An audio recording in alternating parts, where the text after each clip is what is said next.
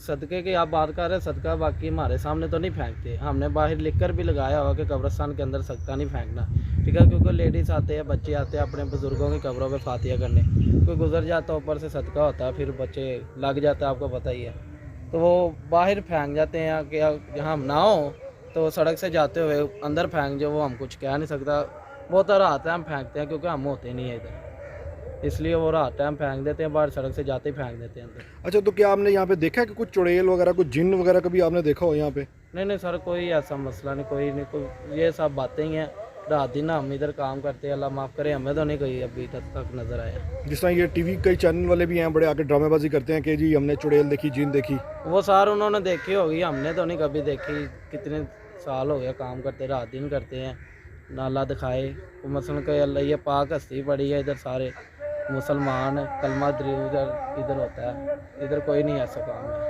बुजुर्गों की ढेरी है इधर।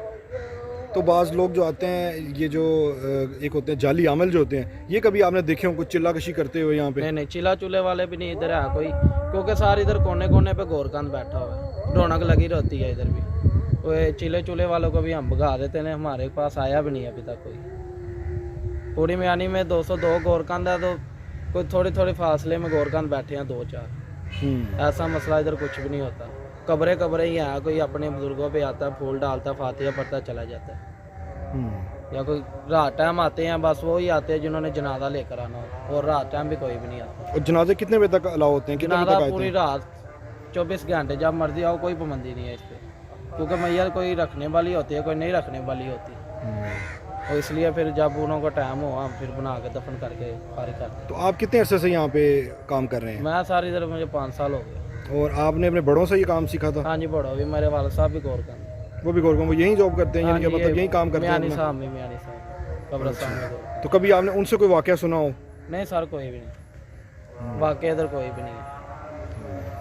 बहुत शुक्रिया। इंसान से डर लगता है, कोई वो कोई जेब ना काट ले या कोई चोरी ना मार जाए, इन्होंने क्या डर लगना है, ये अल्लाह को प्यारे हुए हैं, ये आप अल्लाह से, अल्लाह पाक जनतों में घर करे, मग़फ़िरत आ करे इन्हों की, आपको भी सेहत तंदुरुस्ती दे, सबको सेहत तंदुरुस्ती दे, अल्लाह पाक सबकी मग़फ़िरत करेगी जो उनसे दुनिया को जा चुके हैं।